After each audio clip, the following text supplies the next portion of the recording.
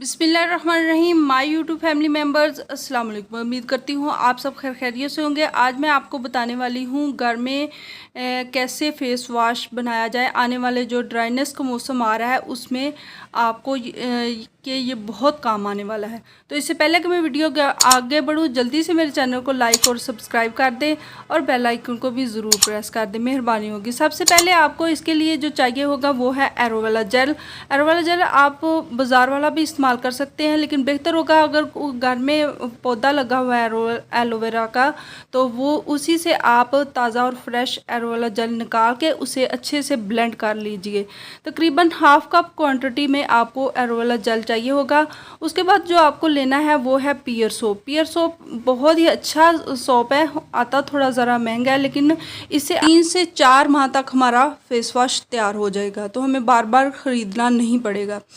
तो आपने वो उसको क्रश कर लेना है, किसी भी जो कद्दूकश करने वाले होते हैं हैंडर वगैरह, उसके साथ आप उसे अच्छे से क्रश कर ले। क्रश करने के बाद एलोवेरा जेल के अंदर मिक्स करके बाउल में रख के, तो आपने गर्म पानी के अंदर इसको रख देना है। यानी पैन में सॉस पैन में पानी डालें, पानी डाल के उसे हल्की से आंच पे गरम होने दें और उसके अंदर आपने इसको बॉल को रख देना है, ताकि वो अच्छे से जो साबुन है वो उसके अंदर अच्छे से मेल्ट हो जाए। जब मेल्ट हो जाए तो उसके बाद आपको सिर्फ इसमें ऐड करना है 1 से 1.5 चम्मच ग्लिसरीन का।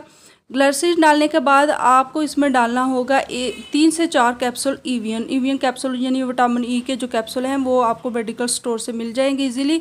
तो वो लेके आपने वो भी इसके अंदर ऐड कर लेने हैं।